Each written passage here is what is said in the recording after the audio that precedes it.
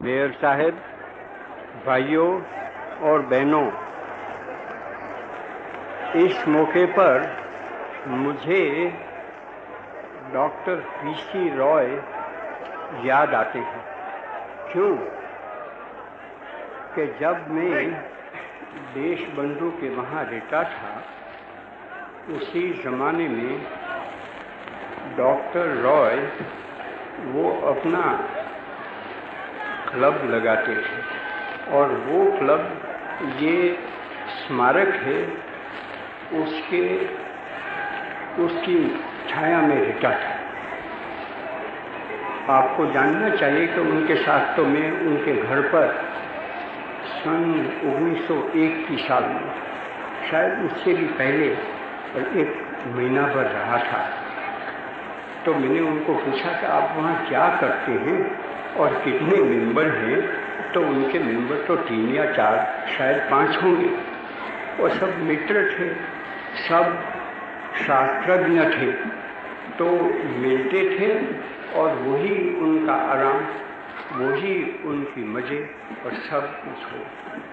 कुछ वहाँ खाते पीते हैं, तो उन्होंने कहा कि वहाँ घाट पर बैठे बैठे खाना पीना क्या था, लेकिन हम तो आपस में मिल लेते हैं और कुछ ज्ञान वार्ता करते हैं और उसमें से जो हमको मज़े मिल जाती है वो दूसरी तरह से नहीं मिल सकती है। तो मुझको उसका स्मरण तो होना ही चाहिए था कि इसी जगह पे आज हम लोग सब मिले।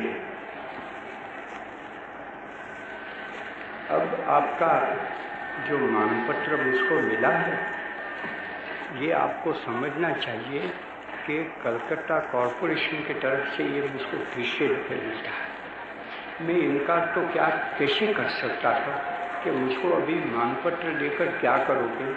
मैं तो आप लोगों का सेवक हूँ और इत्तेफाक से यहाँ आज पढ़ा हूँ। क्यों पढ़ा हूँ वो तो मैंने दूसरे मौके पर बता दिया है, तो उसमें तो मैं जाना नहीं चाहता हूँ। लेकिन जब ये मुझको शहीद साहब ने कहा तो वहाँ तो एक छोटा सा मानपत्र भी तुमको दिया जाएगा, तो दें या न दें। तो मैंने कहा कि अभी मैं इनकार करूँ वो भी तो कोई अच्छा नहीं होगा और उसमें कोई आडम्बर सा भी उसकी बू आ सकती है। तो मैंने कहा तो अच्छा वो दे दी, तो आपने दिया है। लेकिन आपको जानना चाहिए कि मैं तो बहुत लोभी आदमी पड़ा हूँ, और लोभी भी किसके लिए? हरिजनों के कारण। तो मैं मुझको जो पहले दफ़े और दूसरे दफ़े जो तश्तरी वगैरह मिल गए थे, तो उनका मैंने नीलाम कर दिया था। दूसरे दफ़े मेरा ऐसा ख्याल है कि नलिनी बाबू वो मेयर थे, तो उनके हाथों से वो नीलाम कर दिया था। और वहीं कोई मारवाड़ी सज्जन थे, ऐसा मुझको लगता है। हमेशा वो मुझ पर रहम करते हैं और ऐसे मौके से कुछ न कुछ मुझको दे देते थे। तो उन्होंने मेरा ऐसा ख्याल है कुछ 5000 रुपया मुझको दे दिया। तो मैं तो आपसे यही कहूँगा कि मुझको अगर सचमुच आपको धन्यवाद देना है इस मानपत्र के लिए, तो मेयर साहब मेरे हाथ में से वो चीज़ ले तस्करी, और जिसमें मानपत्र रखा गया है बहुत खूबसूरत है, मैं मानता हूँ। वो सब आप कोई भी दे दें, यहाँ मैं नीलाम नहीं करूँगा, इतना समय ही नहीं है। तो मैं तो उनको कह दूँगा कि आप कम से कम, उस वक़्त तो कुछ 5000 रुपया मिला, शायद ज़्यादा मिला होगा, मैं तो भूल गया हूँ। तो इसका भी कुछ ऐसा दे दें तो वो हरिजनों के दफ्तर में वो चीज़ चली जाएगी। तो यहाँ भी तो आपके पास हरिजन तो काफ़ी पड़े हैं, वो भी मैं जानता हूँ, और यहाँ हरिजन बस्तियाँ भी कलकत्ता में काफ़ी पड़ी हैं। तो जब देशबंधु के हाथ से मुझको मानपत्र मिला था, तब मैंने कहा था कि आपका मानपत्र से मैं सचमुच राज़ी तो तब हूँगा कि कलकत्ता ये सारी दुनिया में स्वच्छता के लिए, सैनिटेशन के लिए पहला नंबर ले। यूँ तो हिंदुस्तान में कलकत्ता का नंबर पहला है। आबादी में, व्यापार में इतने जहाज चले आते हैं, उससे कोई मेरा पेट तो नहीं भर सकता है। कोई मुझको दूसरी चीज़ें भी बता दे कि देखो कलकत्ता में ये है वो है, उससे भी नहीं हो सकता है। लेकिन कोई ये कह सकता है कि कलकत्ता में सबसे ज़्यादा मृत्यु संख्या आती है। कलकत्ता में कलकत्ता के बहाने, कलकत्ता के रास्ते, सब चीज़ ऐसी स्वच्छ है, ऐसी सुंदर रहती है कि जिस जगह पे बाहर से भी यहाँ तो बहुत लोग आ जाते हैं तो खुश हो जाए। और जैसा बर्मिंघम भी नहीं है, ग्लासगो भी नहीं है, जोहानिसबर्ग भी नहीं है। तो आपको समझना चाहिए कि मैं तो बर्मिंघम में तो चला गया हूँ और क्या उसका इतिहास है वो भी मुझको तो मालूम है, और कैसा खूबसूरत वो तो चेम्बरलेन ने बना दिया। और उसके बाद तो वो पीछे मशहूर हुए, प्रधान भी बन गई। लेकिन वो सचमुच जो उनका काम था वो तो बर्मिंघम को एक सुंदर बना। तो हर एक मेयर का ये पैसा होना चाहिए कि अपने हाथ में एक शहर आ गया है तो उसको सच्चा जौहर बना दे। ऐसा आज कलकत्ता नहीं है, इतना मैं जानता हूँ। कलकत्ता में इतनी बदबू रही है, इतना मेल भरा है। कलकत्ता में काफ़ी व्याधियाँ भी पैदा हो जाती हैं, बच्चे दूध नहीं मिलता है इसलिए मरते हैं। तो गरीबों को तो बात क्या पूछो। कोई मुझको सुना सकता है कि कलकत्ता में तो दूध की नदियाँ बहती हैं, जितना दूध चाहिए इतना मिल सकता है, नहीं मिलता है वो तो मैं जानता हूँ। क्यों मिलना चाहिए उसमें मुझको कोई शक नहीं। लेकिन कलकत्ता की कॉरपोरेशन जब ऐसी बनी, उसमें जितने सदस्य पड़े हैं उनकी दिल में भी ऐसा हो कि हमको अपना काम नहीं करना है, कलकत्ता का काम करना है। तब तो कलकत्ता ऐसा सुंदर शहर बन सकता है, और जैसा बाहर ऐसा भी भीतर होना चाहिए। तो कलकत्ता में आप मुझसे तो ज़्यादा जानते हैं कि इतने गुंडा भरे हैं, इतनी गंदगी कलकत्ता में फैल गई है। और एक भाई ने तो मुझको लिखा, वो गोहत्या न हो इसलिए कानून बनाने की बात कहते हैं। तो वो मुझको लिखते हैं, अच्छा लिखते हैं। वो कहते हैं कि कलकत्ता में किस तरह से गवारी लोग काम करते हैं वो तो देखो, और वो तो हिंदू पड़े हैं। तो वो यहाँ कलकत्ता में फूका की क्रिया होती है, आप नहीं जानते हैं और बाहर नहीं भी जानते, और बहने शायद नहीं जानते। उनको मैं खबर देना चाहता हूँ कि कलकत्ता में फूका की क्रिया होती है। और फूका की क्रिया तो ऐसी निर्दय है कि जो कोई इंसान भी नहीं कर सकता। मैं उसके भी ध्यान में नहीं जाना चाहता हूँ। तो इतना तो मैं आपके मानपत्र के बारे में कहना चाहता हूँ। और कलकत्ता की कॉरपोरेशन को अभी तो बहुत बड़ा काम आ गया है। ये भी एक स्वच्छता का ही काम है कि सबको, हिंदू मुसलमान आज तो हम कहते हैं कि सब एक सा हो गया है, लेकिन सच्चा एक सा तो तब होगा कि जब कलकत्ता के जितने कॉरपोरेशन के सदस्य हैं वो अपना ये धर्म मान लें कि अब हम हमेशा के लिए हिंदू मुसलमानों में कुछ भी झगड़ा न हो, इसके लिए हम काम करें। तब तो मैं समझता हूँ कि वो कायमी चीज़ हो जाएगी। इतना तो मैं आपको आपके मानपत्र के बारे में कहना चाहता हूँ। लेकिन मुझको तो काफ़ी चीज़ हमेशा जैसे कहता हूँ ऐसी सुनाने की है, तो मैंने कुछ तो याद रख लिया। तो पहले तो मैं चिटागांव का ही स्मरण करूं।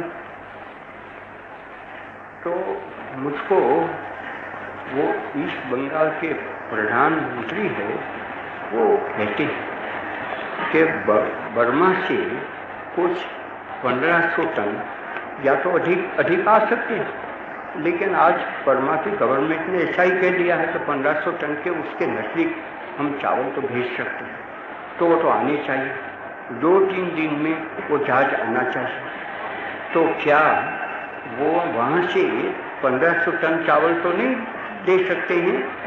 इतना मैं लोभे नहीं कर सकता हूँ, नाज़िमुद्दीन साहब कहते हैं, लेकिन कम से कम 500 टन तो दे दें। तो कलकत्ता में तो वो चिटागांव में लोग मर रहे हैं। वो बात तो सच्ची है, इतने मेरे पास तार भरे हैं, कोई मुझको लिखते भी हैं तो उसका क्या करें। तो मैं मानता हूँ कि वो 500 टन तो उनको मिलना ही चाहिए। कुछ भी हो, वो तो राजेंद्र बाबू के हाथ में वो चीज़ पड़ी। मेरा ऐसा ख्याल है कि वो मेंबर आज भी उसी काम के लिए तो हैं। तो उनको मैं तो यहाँ से ही प्रार्थना करूँगा। तार तो आज पहुँचते नहीं है जल्दी से, ये ज़्यादा कल फजर में तो उनको ये पता चल जा सकता है।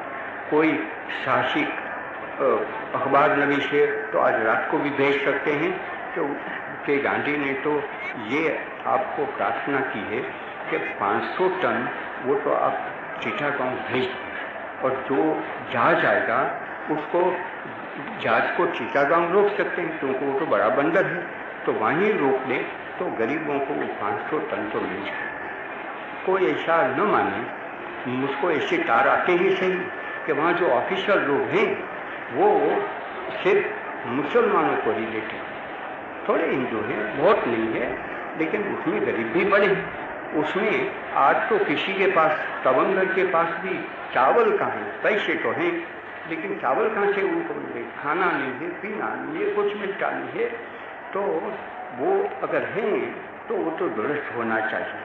मैं नहीं कभी भी कबूल करने वाला हूँ कि वो पाकिस्तान गवर्नमेंट वहाँ पड़ी है, वो कभी इस चीज़ की बर्दाश्त भी कर सकते हैं कि नहीं हिंदू को मरने दो, उसको कुछ देना नहीं। लेकिन आज बेचारे जो अमलदार हैं उनको एक किस्म की तालीम दी गई है, वो फिरिश्ता कहाँ से जल्दी बनने वाले थे। तो अगर ऐसा कुछ होता है तो मेरी तो उम्मीद है कि वो कभी होने वाला नहीं है, और हिंदू क्या मुसलमान क्या जो कुछ भी वहाँ चिटागांव में पड़े हैं उनको ये मदद मिलनी चाहिए। इतना तो मैं आपको चिटागांव के बारे में मैं कहना चाहता था। अभी दूसरी बात ये खबर आ गई तो शहीद साहब को भी वो खबर मिली, मुझको भी खबर मिल गई कि वो मुझको आज तो पता चला।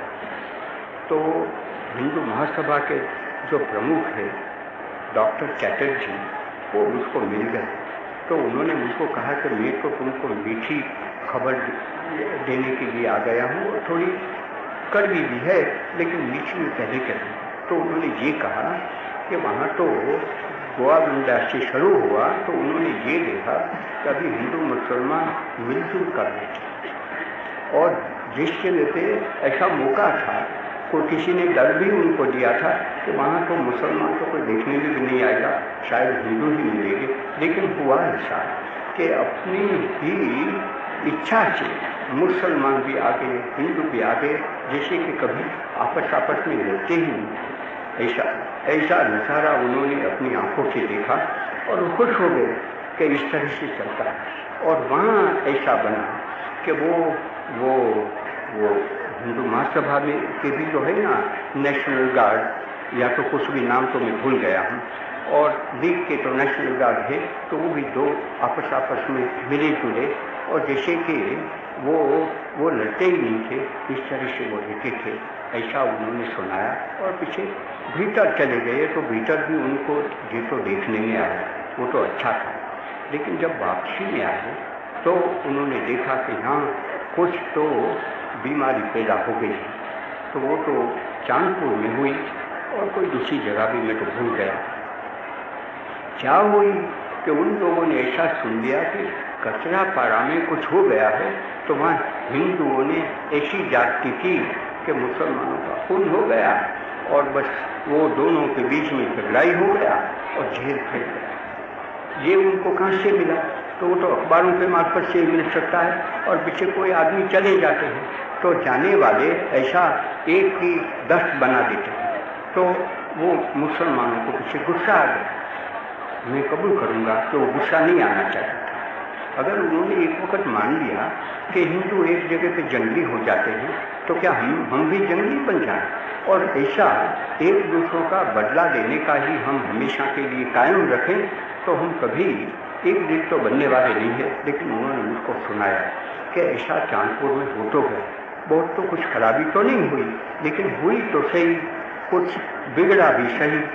तो मुझको ऐसा लगा कि मैं यहाँ से कह दूँ, और शहीद साहब ने एक छोटा सा कह तो दिया कि वहाँ क्या हुआ, तो मैं भी तो वहाँ चला गया था, तो मैं आपको कह सकता हूँ कि वो लड़े तो सही, उसमें कोई शक नहीं है, कुछ एक का ही गुनाह था ऐसा भी नहीं कह सकते हैं, लेकिन हिंदू वहाँ अक्सरियत में है, तो हिंदू को तो बर्दाश्त कर लेना चाहिए अगर कैसा कुछ हो भी गया तो मैं कहूँगा कि वहाँ गुनहगार तो हिंदू को ही मानना वो मेरे लिए तो मुनासिब है।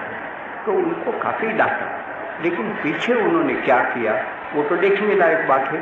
तो उन्होंने कहा और मुसलमानों ने भी कहा कि अभी हम तो भूल जाने वाले, हमको कुछ जहर है ही नहीं उसका, हम किसी चीज़ की डांट भी नहीं चाहते हैं कि हिंदू को कह दो हम तो आपस में मिल गए, पूरे नहीं मिले थे, वो भी मैं आपको कबूल करना चाहता हूँ, लेकिन आखिर में पीछे काफ़ी हम बैठे थे तो वो उन्होंने तय किया कि हमको मिलना ही है, और आखिर में पीछे हिंदू और मुसलमान दोनों ने कहा कि हम जिस जगह पे रहते हैं एक आमन सामन रहते हैं, एक ही गली में, कि इस बगल हिंदू है तो सामने मुसलमान है, वो बेचारे मिस्किन हैं, गरीब हैं, वो वहाँ तो एक बड़ा वर्कशॉप पड़ी है, कहते हैं कि सबसे बड़ी है हिंदुस्तान में, तो वहाँ करीब 50,000 थे, कितना वो भूल गया, शायद कम है, लेकिन उसमें हिंदू है मुसलमान दोनों कारीगर पड़े हैं, वो लोग काम करते हैं। इसमें से ये झगड़ा हो गया तो शर्मिंदा बने के वो झगड़ा भी नहीं होना चाहिए था। तो आखिर में हम गए, हिंदू भी थे मुसलमान भी थे, अच्छी तरह से दोनों ने पेट भर के नारा भी पुकारा, और हमने तो ऐसा ही समझ लिया कि यहाँ तो अभी कुछ हुआ ही नहीं। इस तरह से वो चले, तो उसको अगर कोई भी अखबार दोहरा के कहें कि यहाँ तो ऐसा हो गया है, या तो कोई आदमी चला जाता है मुसाफिर और पीछे चांदपुर जाता है, या तो किसी भी जगह पे जाता है, उसको बनाता है और पीछे जहर फैलाता है, तो वो गुनाह करता है। लेकिन जहर फैलावे तो भी उनको जहरी क्यों बनना है? तो मैं ये कहूँगा कि चांदपुर में जो हो गया वो नहीं होने के लायक बात है, लेकिन मैं आपको कह तो दूँ कि इस तरह से वहाँ हो गया। और कचरा पारा में आखिर में क्या हुआ वो भी मैंने सुना दिया कि जिससे वहाँ के मुसलमान हैं वो सबके समझ ले कि अभी किसी मुसलमान को पागल बनना ही नहीं। आखिर में नवखाली में तो उनको उनके हाथों में इस्लाम पड़ा, इस्लाम की खूबसूरती बनाना, इस्लाम की खूबियाँ बताना वो नवखाली के मुसलमानों के हाथ में है, ढाका के मुसलमानों के हाथ में, चिटागांव के मुसलमानों के हाथ में है। और मैं सुनता हूँ अभी कि सिलहट में हो गया, सिलहट तो था आसाम में और अभी पाकिस्तान में आ गया, तो वहाँ के जाहिल मुसलमान हर किस्म की चीज़ें कर लेते हैं। काफ़ी वहाँ हिंदू पड़े हैं, शरीफ मुसलमान पड़े हैं, वो उनको शांत रखने की भी कोशिश करते हैं, लेकिन जल्दी से वो शांति पैदा नहीं होती है। तो इसलिए मैं तो ये कहूँगा कि इससे न हिंदू को घबराहट में पड़ने का है, न किसी जगह पे मुसलमान को घबराहट में पड़ने का है। और सारा का सारा जो पाकिस्तानी बंगाल है और यहाँ जो वेस्ट बंगाल उसको हिंदुस्तानी बंगाल का, तो दोनों को मिलजुल कर रहना है। जैसा शहीद साहब ने अपनी अंग्रेजी ज़बान में कह दिया कि वो हिंदू को और मुसलमान को इस तरह से मिलजुल कर रहना है कि वो भूल जाए कि हम अलग अलग हुकूमत के मातहत पर। हुकूमत जब आपस में मिलजुल कर दोस्ताना तौर से काम करे तो उसे क्या वजह है कि हिंदू और मुसलमान आपस में झगड़े, या तो यूँ समझे कि हम तो अलग अलग हैं और कभी एक हो ही नहीं सकते हैं। तो उसमें तो पीछे ऐसे भी हो जाता है ना कि ये काम जो बिगड़ जाता है तो उसमें क्या करना चाहिए।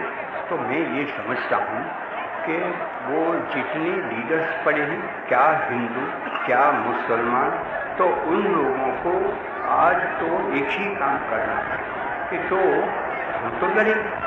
उस वक्त जहर भी फैलाया, वो जहर को अभी पकड़ लेना और उसको फेंक देना वो जल्दी से नहीं हो जाता।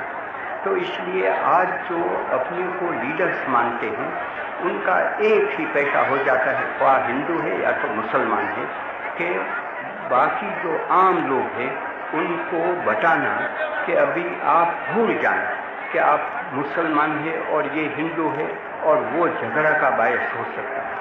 झगड़ा का बायस अभी बिल्कुल मिट गया है। ऐसा अगर नहीं होगा तो मुझको डर है कि कलकत्ता में इतना हो तो गया है, लेकिन उसका पूरा फायदा हम उठाने वाले नहीं। और एक दूसरी बात भी, मुझको तो जब मैंने सुना तब सुना कि यहाँ जितने मुसलमान थे वो पहले तो कहते थे, वो एक निकला था वहाँ से सेंटर में से, और वो 15 तारीख के पहले से निकला था कि जितने मुसलमान कहीं भी पड़े हैं उनको पसंद भी करना है कि वो पाकिस्तान में जाएंगे, अगर हिंदुस्तान में ठीक हो कि हिंदुस्तान में ही रहें। और इसी तरह से हिंदू जो पाकिस्तान में पड़े थे वो पाकिस्तान में रहेंगे कि वो हिंदुस्तान में आ जाए। तो उस वक्त तो पागलपन अभी कहाँ मिटा है पूरा फर्क। तो पागलपन में वो हिंदू ने कह दिया अच्छा हम तो हिंदुस्तान में जाते हैं, तो चले आए, और मुसलमानों मान लिया कि अच्छा तो यही है कि हम तो पाकिस्तान में चले जाए। और अभी होता क्या रहा है कि इतने मुसलमान वहाँ कराची में चले जाते हैं। इससे कोई पाकिस्तान बहुत ऊंचे जाने वाला है वो मैं मानने वाला नहीं। मुझको तो शर्म आती है कि इस तरह से हो गया कि हिंदू कोई आराम से पाकिस्तान में रह नहीं सकता, या तो कम से कम अमलदार तो हो ही नहीं सकता है। तो इसका यही मतलब हो गया क्या कि पाकिस्तान है वो मुसलमानों का ही अमल वहाँ हो सकता है, और कोई हिंदू अमलदार तो बन नहीं सकता है। कोई हिंदू एजुकेशन इंस्पेक्टर भी पीछे कैसे बने, पीछे डॉक्टर भी कैसे बने, क्या बने और क्या नहीं, कहाँ तक हम इस चीज़ को ले जाएंगे मुझको पता नहीं है। और यहाँ ऐसा ही करे कि नहीं, कोई मुसलमान डॉक्टर पाकिस्तान वो हिंदुस्तान में देखने नहीं आना चाहिए, वो है तो दरिया में चला जाए, या तो वो पाकिस्तान में चला जाए। ये अगर है सचमुच दोनों का दिल, तो मैं क्या कहूँ कि हमने एक जहर बोया है, जो बीज हमने डाला है वो जहर था। अभी वो उसको मिटाना, दूर करना, तो वो तो दोनों कौम और दोनों के लीडर मिलकर वो काम करे तब हो सकता है। वो हो गई गलती। तो मैं तो कहूँगा कि यहाँ हमारे वेस्ट बंगाल के मिनिस्टर हैं उनसे भी कहूँगा, और ईस्ट बंगाल के मिनिस्टर हैं ख्वाजा साहब को, और यहाँ प्रफुल्ल बाबू को, दोनों को मैं कहूँगा कि आपस में मिलकर कुछ तय तो करो कि कोई मुसलमान अगर ऐसा चाहता है कि मैं तो वेस्ट बंगाल में पढ़ा था, वहीं मेरे बच्चे कच्चे सब थे, अभी मैं नौखाली में क्यों रहूँ या तो ढाका में क्यों रहूँ, तो उनको वापस भेजें। यहाँ प्रफुल्ल बाबू को पूछें कि इस तरह से होना है। यहाँ से कोई हिंदू एक मूर्खता से, गलती से, वहाँ था अमलदार कल और यहाँ से भागा, और ऐसा कि अभी तो मैं रह नहीं सकूँगा पाकिस्तान में।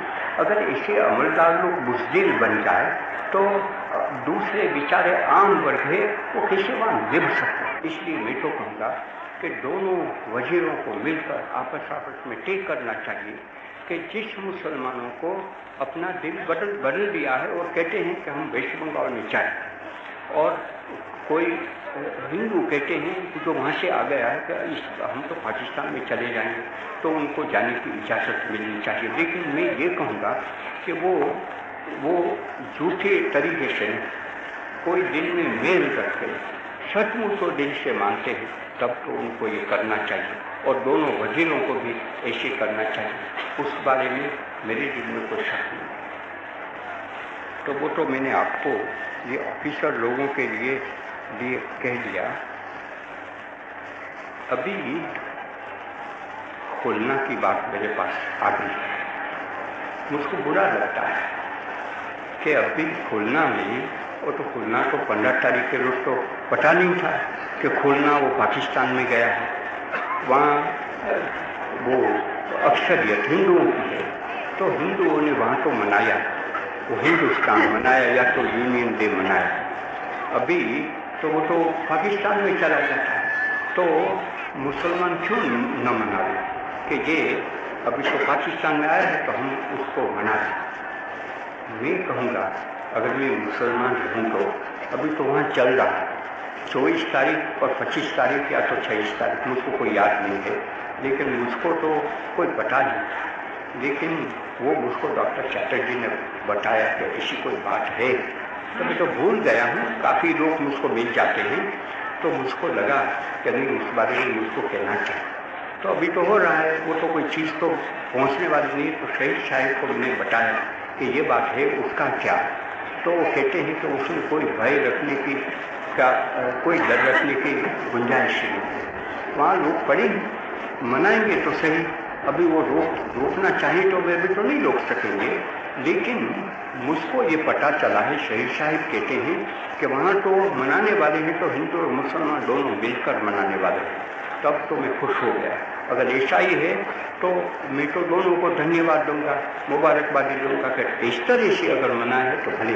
क्यों कि अगर दूसरी तरह से हम मनाते हैं तो उसका बुरा असर यहाँ तो सही लेकिन दूसरों पर भी पड़ेगा। मैंने कल तो कह दिया था कि वो नमो शूद्र है तो अभी घबराहट में पड़े हैं कि हम क्यों, उनका तो काफ़ी तादाद में पड़े हैं, एक ऐसा पॉकेट बन गया है, तो वो दूसरा करे भी क्या उसमें, तो 20 में पड़े हैं, तो वो अभी घबराहट में पड़े हैं। तो वो विषय यहाँ अगर इस तरह से मनाते हैं तो वो भी कुछ मनाने का चेष्टा करे। सब जगह से जिस जगह पे हिंदुओं को बुरा लगा है तो वहाँ मनाने की चेष्टा करे तो हमारा काम बिगड़ जाता है। इसलिए मैं कहता हूँ कि वो मनाना क्या था, जो कुछ भी हुआ, हम पाकिस्तान में रहे तो भी क्या है, हिंदुस्तान में रहे तो भी क्या है, सब हमारा देश है और हम उसी देश के पड़े हैं। पीछे हम पाकिस्तान में आज हैं तो हिंदुस्तान की परवाह नहीं है। और हम हिंदू है तो भी क्या, मुसलमान है तो भी क्या, तब तो मैं समझूंगा कि ये जो हमने कलकत्ते में शुरू किया है वो ठीक है। अगर ये नहीं होता है तो मुझको डर है कि कलकत्ते का तो एक सोडा वाटर बॉटल जैसा बन जाए और पीछे फुस होकर वो निकल जाए, गैस निकल गया और ख़त्म हुआ और शायद बॉटल भी फूट जाए।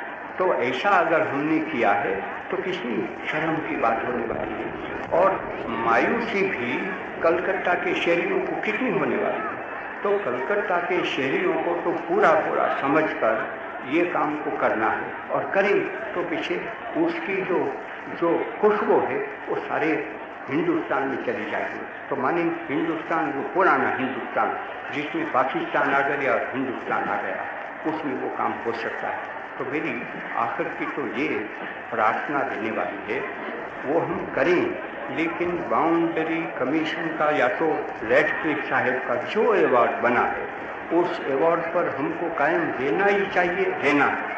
उसको अगर कोई भी उसमें तब्दीली करना चाहते हैं तो दोनों सल्तनत, दोनों हुकूमत मिलकर आपस में फैसला करें, तब तो हम शांति से रह सकते हैं।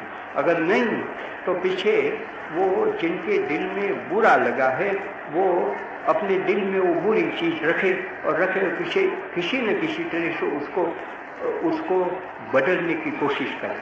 बदलने की शराफत से कोशिश एक ही बन सकती है, वो मैंने आपको बता दिया है कि दोनों हुकूमत मिलकर कुछ भी करना चाहते हैं वो समझें कि इससे हम ज़्यादा आपस में मिलजुल कर रह सकते हैं तो करें।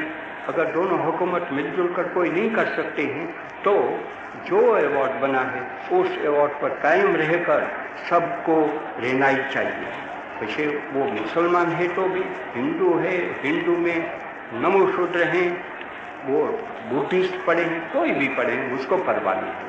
और मुझको तो मैंने कल कहा कि डर ही मैं तो रखता ही नहीं कि पाकिस्तान में रहूं तो भी क्या, हिंदुस्तान में रहूं तो भी क्या, सब मेरा मुल्क है और मुझको कौन खा जाने वाले हैं। अगर मेरा दिल साफ है और मेरे साथ ईश्वर पड़ा है तो सारी सल्तनत, सारी दुनिया मुझको खा नहीं सकती है। तो एक हिंदुस्तान के 2 टुकड़े बने, उसमें से एक टुकड़ा क्या एक मेरे जैसा मिस्किन खाने वाला है और इसी तरह से किसी को खाने वाला नहीं है, इसमें मुझको कोई शक नहीं। मेरा काम हो गया।